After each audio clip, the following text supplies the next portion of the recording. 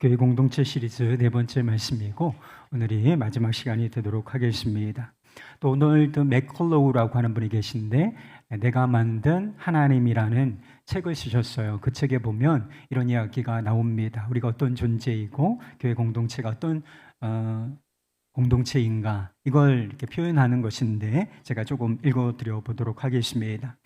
해밍웨이는 한 이야기를 통해서 파코라고 하는 이름이 얼마나 흔한지를 보여주었다. 어떤 아버지가 마드리드로 가서 신문에 광고를 냈다. 그 광고에는 이런 글이 쓰여 있었다. 파코야, 모든 것을 용서해 줄 테니 수요일 낮 12시에 몬타나 호텔에서 만나자.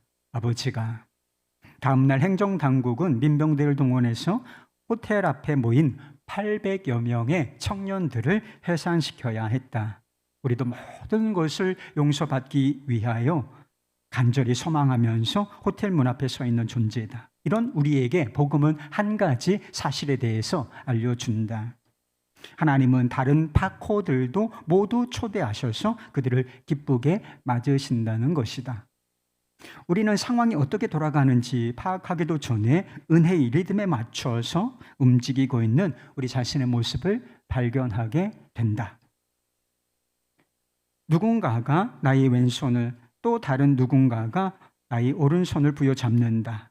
아버지를 중심으로 하나의 거대한 원이 형성된다. 아버지의 사랑은 매우 사실적이고 강렬하다. 그것은 변화시키는 광선을 내뿜는 순수한 태초의 빛과 같다.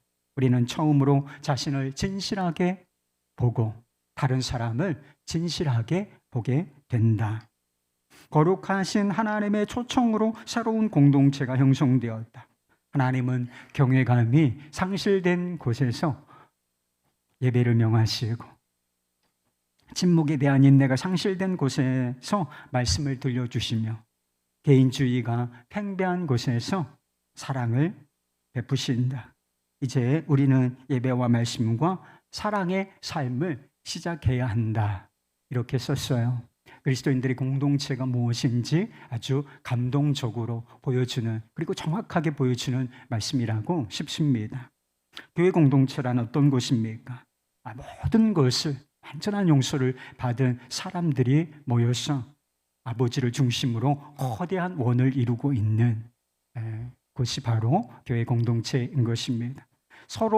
서로의 손을 맞잡고서 은혜라는 리듬에 맞추어서 춤을 추는 공동체. 그래서 교회 공동체는 기쁘고 행복한 공동체가 되어야 맞는 것입니다. 여러분, 노래를 부르고 춤을 출 때 인상을 쓰는 사람 봤어요? 노래를 부르고 춤을 추는 그런 상황은 행복한 상황, 기쁜 상황을 말하는 것이지요. 그래서 용서받았다. 우리가 용서받은 사람들이고 다 같이 아버지 하나님의 사랑을 받고 있구나 라고 하는 것 때문에 기쁘고 행복이 충만한 공동체가 되어야 마땅한 것입니다. 시편 133편은 아주 짧은데 하나님을 아버지로 모신 사람들, 형제 자매죠. 이 형제 자매의 이 공동체의 축복에 대해서 이렇게 말씀하고 있습니다.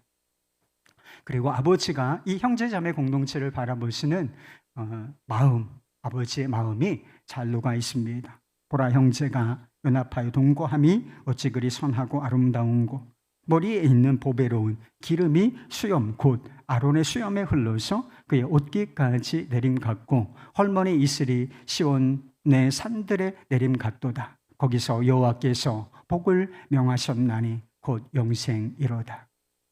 형제가 연합하여 동거하는 거, 우리가 항상 이렇게 같은 공간에 사는 건 아니지만 동거하고 동행하는 거, 이거보다 선하고 아름다운 것은 없습니다. 형제가 연합하여 예배의 춤을 추고 기도의 춤을 추고 사랑과 교제의 춤을 추는 것보다 선하고 아름다운 것은 없다는 것입니다. 그리고 이 위에 하나님께서 축복의 기름을 부으신다라고 하는 것입니다. 그래서 좋은 공동체를 세운다는 것은 우리 자신에게도 축복이고 또 세상에 우리가 줄 수 있는 가장 좋은 선물이라 할 것입니다. 애굽의 노예 생활에서 구원을 받은 이스라엘 백성 공동체도 하나님 앞에서 춤을 추었습니다. 그들은 홍해가 갈라지는 기적 앞에서 하나님을 찬양하면서 춤을 추었다 하는 그런 말씀이 나오는 것을 봐요. 출애굽기 15장 20절 말씀입니다.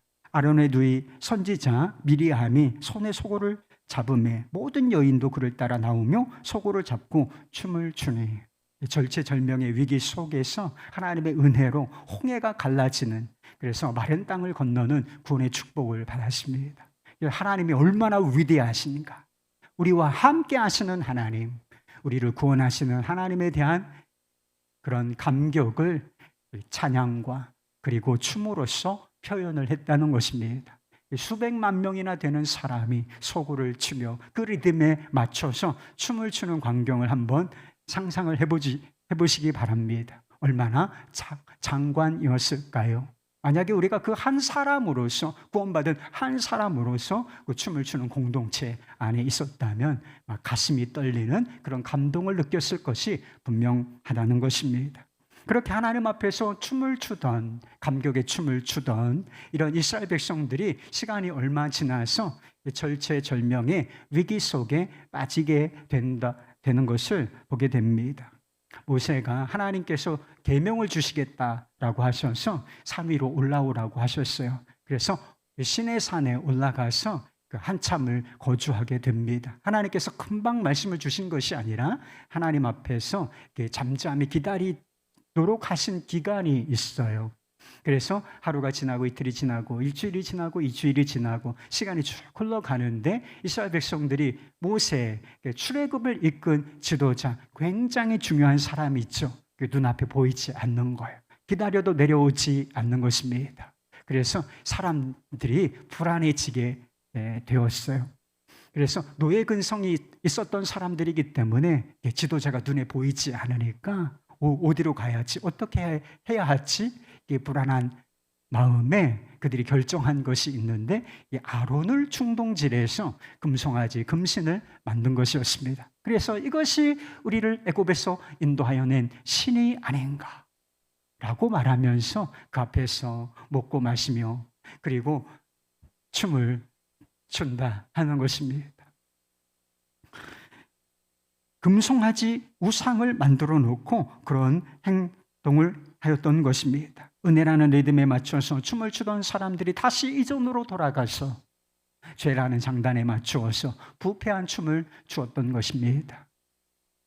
하나님께서는 부패한 춤을 추고 있었던 그들을 진멸하시기로 결정하십니다.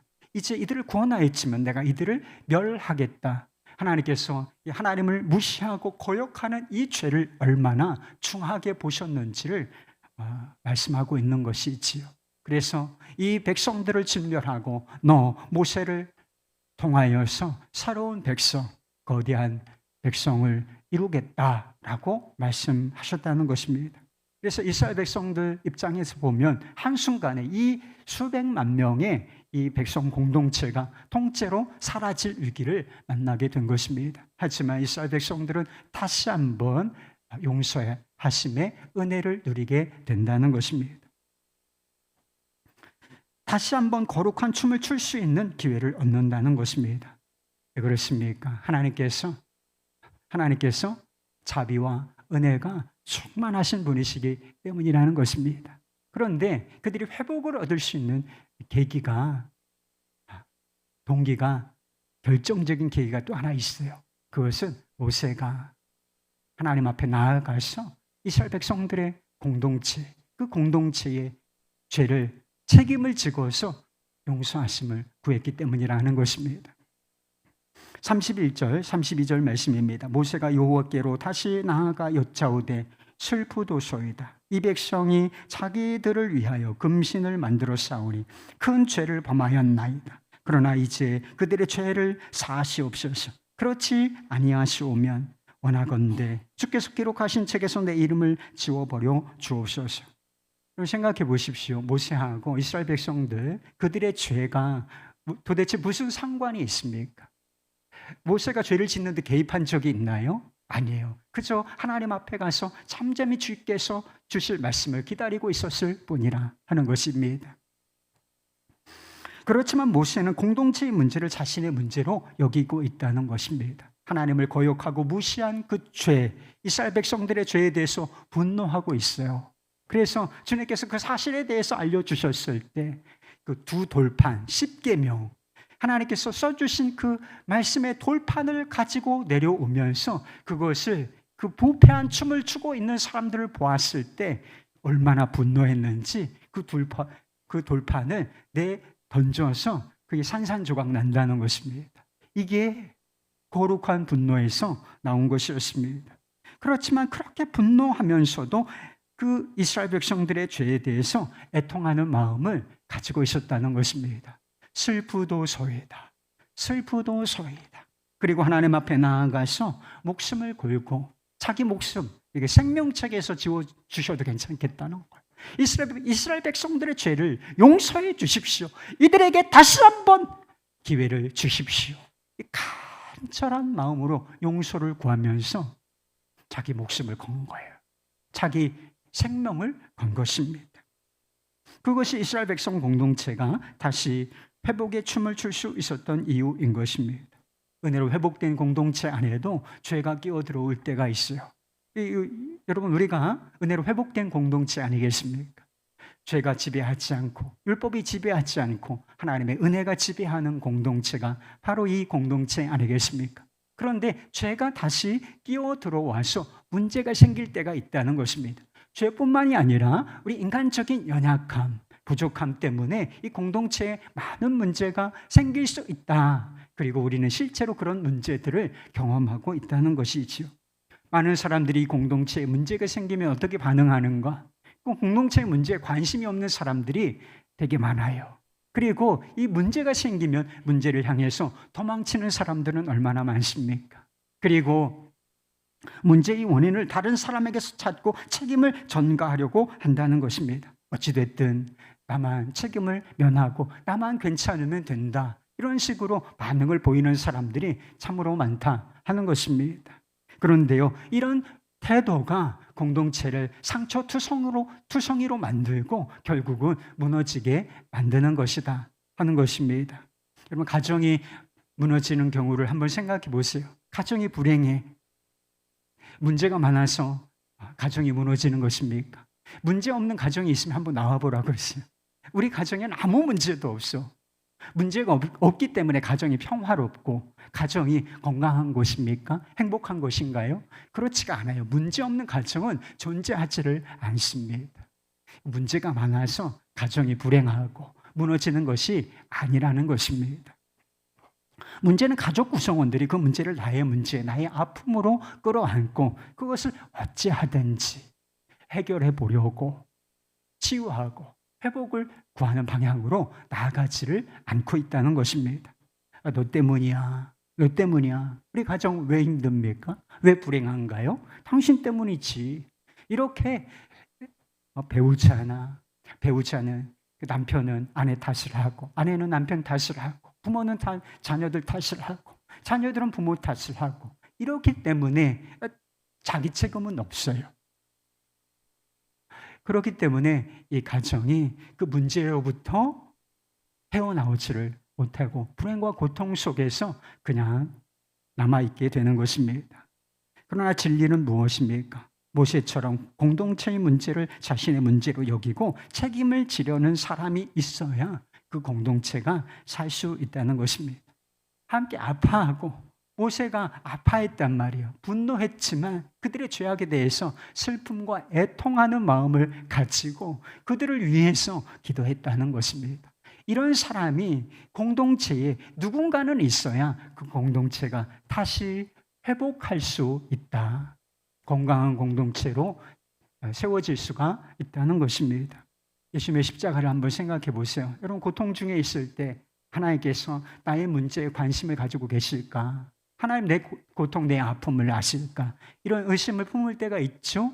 그러나 여러분, 십자가가 보여주는 진리가 있어요. 하나님께서 우리의 문제, 우리의 고통에 관심을 가지고 계시다는 것입니다. 관심을 가지고 계실 뿐만 아니라 예수님께서 우리의 문제를 자신의 문제로, 우리의 아픔을 자신의 아픔으로 끌어안기까지 하신다라고 하는 것입니다. 거룩하신 예수님께서 우리의 죄와 무슨 상관이 있어요? 우리가 죄인이 있지 않습니까?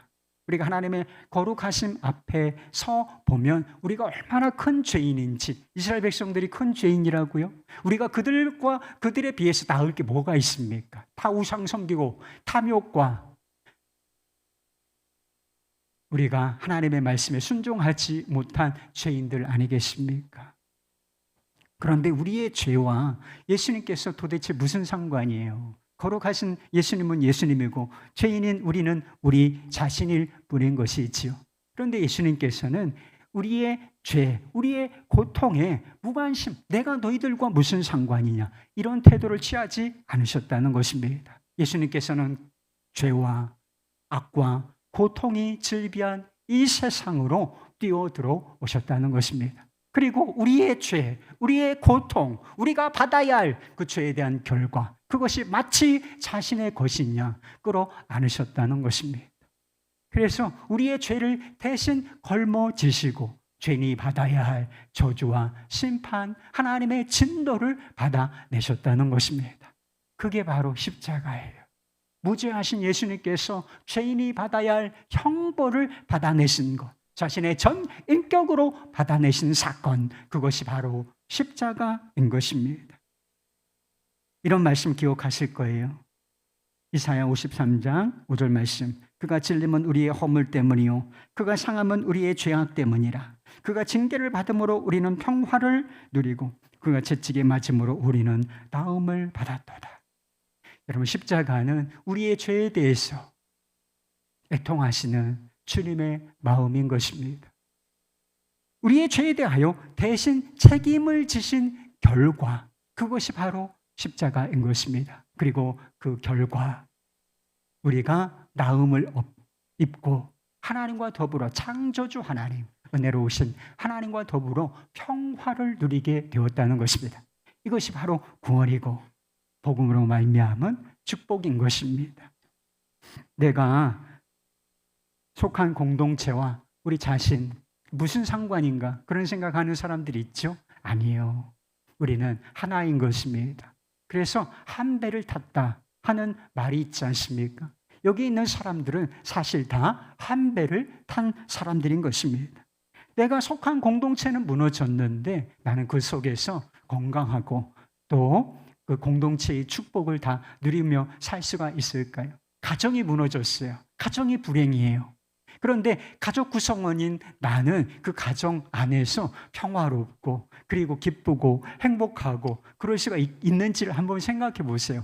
가정이 전쟁터면 가정에 들어가는 것 자체가 고통이란 말이에요. 공동체가 무너져 있으면 그 공동체의 일원인 나, 멤버인 나도 불행하고 삶이 무너질 수밖에 없다라고 하는 것입니다. 교회 공동체, 속회 공동체는 상처투성이가 되었는데 나는 그 속에서 기름이 흘러내는 축복을 누릴 수 있는가? 그런 법은 없다는 것입니다. 함께 십자가를 져야 공동체가 살 수 있는 것입니다. 공동체의 문제를 내 문제로 여기고 아파하고 그리고 기도하면서 어찌됐든 해결해 보려고 하는 사람이 있어야 공동체가 건강하게 세워질 수가 있는 것입니다. 그리고 그 공동체가 살 때 그 속에 있는 나 자신도 기름이 흘러내리는 축복을 누릴 수가 있는 것입니다. 이것이 바로 십자가, 우리 주 예수 그리스도의 십자가가 보여주시는 진리라 하는 것입니다. 예전에 제가 제자훈련을 인도할 때 훈련생 중 한 분이 제자훈련을 받으면서도 하나님께 마음을 열지 않는 것입니다. 하나님이 믿어지지를 않는다는 거예요. 그러니까 하나님이 믿어지지 않는다, 이해할 수 있을 것 같아요. 제자훈련까지 이렇게 받으러 온 분이 그런 이야기 하기 쉽지 않은데 하나님이 믿어지지 않는다. 그런데 제가 생각하기에는 하나님을 믿지 않기로 막 결정을 한 사람처럼 마음이 열리지 않을 뿐만 아니라 마음을 닫고 있는 것처럼 보였습니다. 이유가 있었어요. 본인 마음의 상처, 가족 중에 자살한 분이 있고 삶은 너무나 어렵고 이 고통 중에 있으면서 하나님은 도대체 어디 계시는가, 이런 생각이 들었다는 거예요.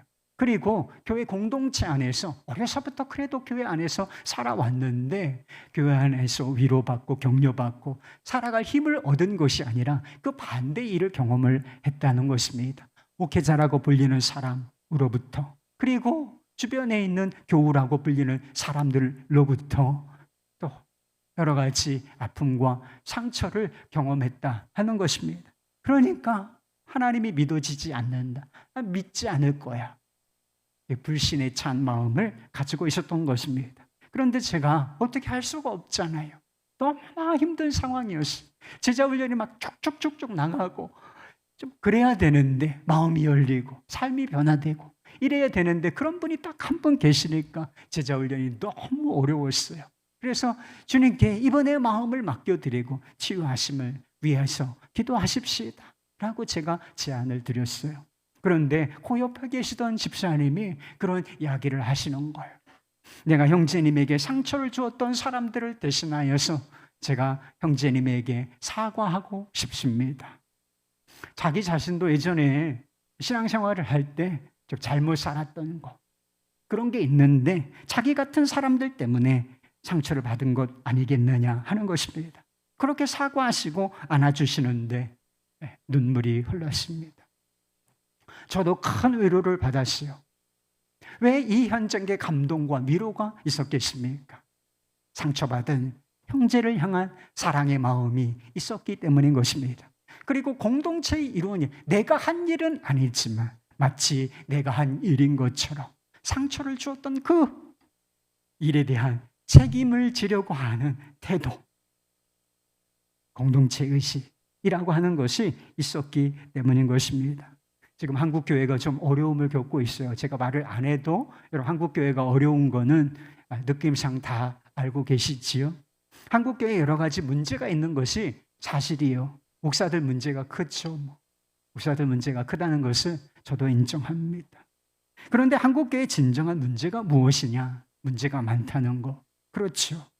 그런데 이 문제들에 대해서 책임을 지려고 하는 사람이 별로 없다는 것입니다. 문제의 원인을 분석하고 비판하는 사람들은 많다. 이것이 문제고 이게 원인이고 이것이 개선되어야 한다라고 제안하거나 비판하거나 그런 사람들은 너무나 많지만 그것이 자기의 문제라고 여기고 하나님 앞에서 기도하고자 하는 모세 같은 사람은 찾아보기가 어렵다는 것입니다. 한국교회 문제가 많지만 다 그들의 문제예요. 목사들의 문제고 또 일부 누구의 문제고 못된 사람들 문제이고 나는 그들의 문제와 아무 상관이 없어. 나는 깨끗해. 이런 태도를 취하고 있는 사람들이 너무나 많다는 것입니다. 혹시 여러분 그렇지 않나요? 누가 문제고 뭐가 문제고 근데 자기는 그 문제 속에 쏙 빠져 있어. 정말 그렇습니까? 한국교회에 문제가 많은데 나는 아무 문제가 없는 것인가요? 한국교회가 있고 내가 있는 것이 아니라 한국교회가 바로 나인 것입니다. 내가 한국교회다. 한국교회가 병들었으면 나도 병든 가운데 있는 거죠. 저는 한국교회 문제가 여기서부터 풀려나갈 것이라고 믿습니다. 교회 공동체 안에 문제가 생길 때 어떻게 해야 하는 것인가요? 똑같습니다. 내가 주 안에 있는 교회다. 이것에 문제가 있어. 그러면 내가 주 안에 있는 교회다. 내가 누구누구 속해다. 이렇게 생각하고 책임의식을 갖고 어찌하든 주님 앞에 그 문제를 가지고 나가고 해결해 보려고 하는 사람이 있어야 공동체가 살게 된다는 거예요. 루이스 라무르라고 하는 사람이 쓴 소설에 이런 이야기가 나온다고 합니다. 미국 서부 개척 시대 이야기인데 서부 개척 시대에 교통수단, 지금 비행기도 있고 자동차도 너무나 많지만 그때 교통수단이라고 하는 주요한 수단은 마차라고 하는 거예요. 여러분 서부 영화 보셨어요? 그래서 말이 끌면서 몇 마리의 말이 끌면서 이렇게 포장을 씌운 듯한 그런 마차. 그게 주요한 교통수단이었다는 것입니다. 그런데 그 마차에는 특별한 자리가 구분되어 있지는 않다는 거예요. 그래서 이렇게 의자가 쭉 앉아 있고 그 표를 사가지고 그냥 아무 자리에 그냥 앉으면 되는 그런 상황이었대요. 그런데 그들이 구입하는 표에는 1등석, 2등석, 3등석이라고 하는 구분이 있었다는 것입니다. 그래서 1등석 표는 3등석 표에 비해서 그 비용이 많이 비싼 그런 상황이었다는 것입니다. 그 등급의 차이는 이런 것이었대요. 1등석 표를 가지고 있는 사람은 마차에 무슨 문제가 생기든지 그냥 앉아있기만 하면 된다는 거예요. 문제가 해결될 때까지 내리지 않고 그 자리에 앉아서 문제가 해결될 때까지 기다렸다가 그냥 다시 문제가 해결되면 그냥 타고 가면 된다는 거예요. 근데 2등급 표를 산 사람은 어떤 사람인가? 문제가 생기면 곧 그 마차에서 내려야 했다는 것입니다. 그래서 그 마차의 문제가 해결되는 것을 지켜보고 다 해결되면 다시 올라타서 가면 됐다는 것입니다. 근데 3등석 표를 산 사람은 어떤 사람인가? 마차에 문제가 생기면 내리는 것은 물론이고 그 마차의 문제를 해결하는데 도움을 주어야 하는 사람이었다는 것입니다. 그래서 아주 가파른 언덕이 있어요. 사람을 많이 싣고서 올라가기가 힘드니까 그러면 내려서 어떻게 해야 돼요? 1등석 표를 산 사람은 그냥 앉아있고, 그리고 2등석 표를 산 사람은 내려서 좀 걷고, 3등석 표를 산 사람은 마차를 밀어 올려야 했다는 것입니다. 그리고 웅덩이가 있고 진흙탕 같은 곳에 빠지기로 한다면 바퀴를 들어 올리면서 다시 마차가 길을 갈 수 있도록 그런 조치를 해야 했다는 것입니다. 1등석 표를 산 사람이 그 마차에 그냥 앉아 있는 채로 말인 것이지요. 우리가 천국으로 가는 마차를 탔다면 여러분은 과연 몇 등석 표를 산 것 같습니까? 이 자리에 그냥 여러분 앉고 싶은데 앉은 거죠. 특별히 이렇게 1등석, 2등석, 3등석 없잖아요. 그냥 구분이 없이 여러분 앉고 그냥 오시는 순서대로 아마 앉으셨을 것입니다. 그런데 여러분은 몇 등석 표를 산 것 같아요? 1등석 표를 산 것 같습니까? 2등석 표를 산 것 같습니까? 나는 무슨 문제가 있어도 상관없어. 그냥 앉아 있는다. 문제가 생기면 내려서 지켜보는 거죠. 그리고 코치를 하죠. 아유, 이게 문제네. 좀 더 열심히 해봐. 이런 2등석 표를 산 사람 같습니까? 하나님 나라 공동체에 필요한 사람, 주님께서 주목하는 사람은 3등석 표를 샀다고 생각하는 사람 있지 않을까 싶어요. 문제가 생기면 그 문제를 이게 우리 문제고 다시 회복시켜야 한다. 이런 생각을 가지고 기도하고 또 순종을 드리는 사람, 십자가를 지려는 사람 말인 것입니다. 트루먼 대통령이 자기 집무실에 책상 위에다가 항상 이런 문구가 써져 있는 그런 팻말 하나를 놓고서 대통령 직무를 맡다는 이야기가 있어요. 거기에는 이런 글귀가 써 있었습니다. 모든 책임은 여기서 멈춘다. 모든 책임은 여기서 멈춘다. 그는 대통령에서 퇴임하면서 이렇게 말했다고 합니다. 대통령이란 누가 그 자리에 있든지 언제나 결단을 해야 하는 사람이다.